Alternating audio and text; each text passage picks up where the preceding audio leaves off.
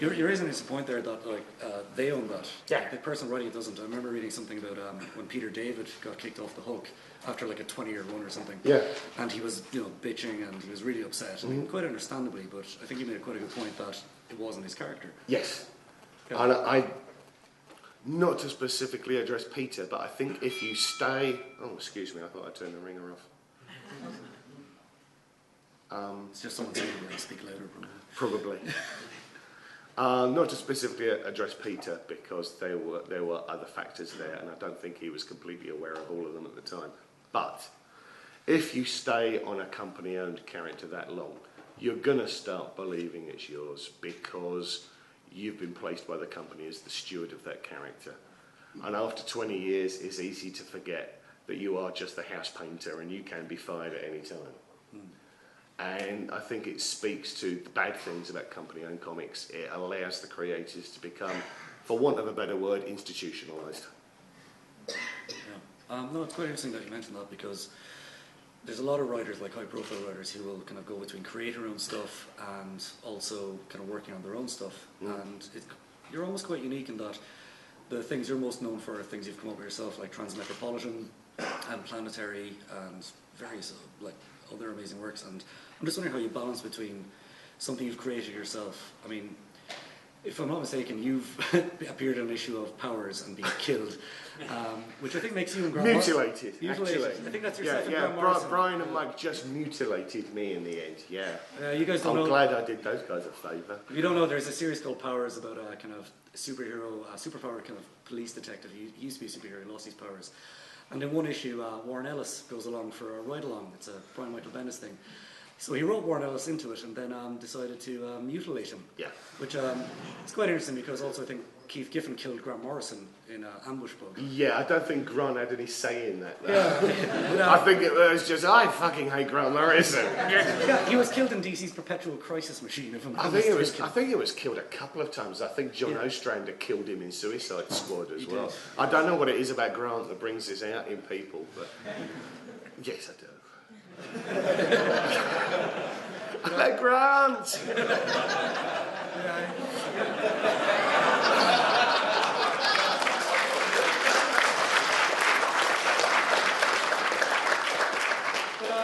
Brian and I were both big fans of the Gary Shandling show. Oh, great. And he came to me with this idea and he said, it's in the spirit of the Gary Shandling show, where it'll be the Larry Sanders show, excuse me, where you know you come on as like an aspect of yourself or a fictional version of yourself. He sold it to me as a Larry Sanders thing, and I got to see the script. I got to see the art. But I thought it was funny. And you're back in it now again this year, aren't you? Am I? According to the internet, you were. Oh well, the internet never lies, does it? I've seen it. You were apparently back in. Are you sure? I know Mike did like a digital sketch of me for some reason. Oh, maybe. But I don't think he's seen a photo of me in a couple of ye's because of course I shaved my head. Yeah, you look like a very thin Alan Moore in it somehow. Thin? Excellent. You're just saying. But how do you find the difference between? Okay, you work for Marvel quite a bit. The one you just finished on Astonishing X-Men. Woo! That guy bought it. I knew there had to be one. Yeah, it's Sean. But how do you find balancing something like that and let's say your work at Avatar, which is much more creator-based? I mean, what is the major difference between those? For me, I mean, Marvel these days. I'm not talking about Marvel in the 90s when I did company owned work. I'm talking about Marvel now, which is a much more comfortable and easy and open place to work. Why is that? Than ever it was. It was really the changes that Joe Quesada made. I really credit Joe Quesada with it. It's not the absolute fucking sausage factory it was in the 90s.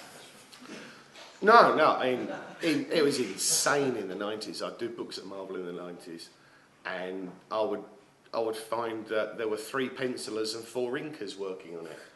And they would fax me through the lettering to proof at 10 o'clock in the night. 10 o'clock at night, and I would have to have it back to them in an hour because at midnight the book was going to press. Jesus. It was an absolute sausage factory. And it's better these days. Much, much better. It's sane, and I get well paid, let's be honest.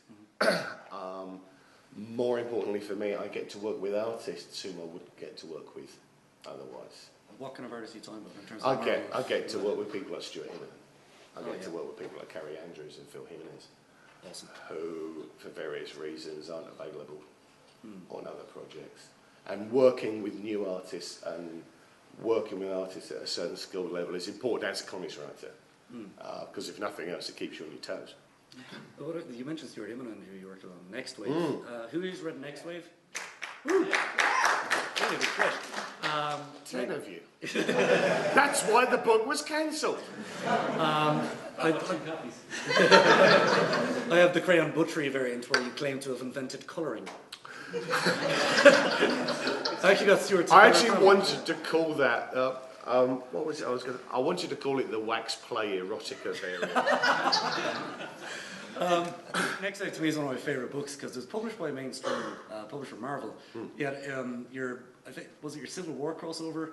Well, it was one cover. It was by 6 issues of this comic. And it was just splash page. It was quite critical in a jokey way.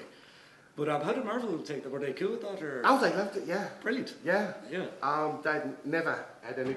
The only problem they ever had with it, the Marvel character Nick Fury was originally supposed to be in Next Wave. But when he starts talking about taking drugs and building elaborate suicide devices for himself, they got a little bit nervous and asked if I could use another character. Which is when Nick Fury became Dirk Anger.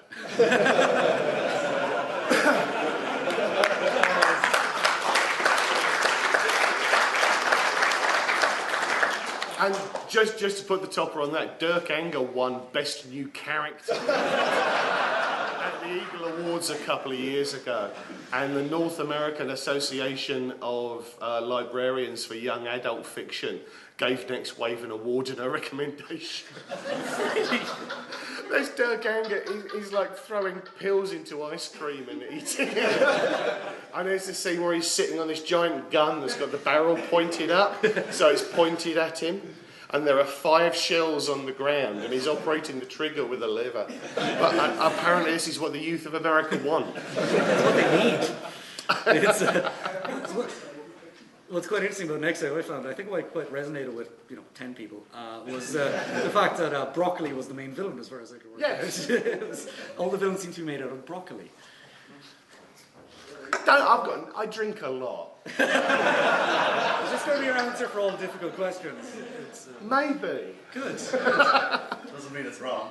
No, I think we can all agree that broccoli should be, attacked by someone, preferably an insane superhero team. Yes, why not? Yeah, especially Captain, what was his surname again? No one knows. No one knows. It might have been a swear word, though. Might have been. Might have been.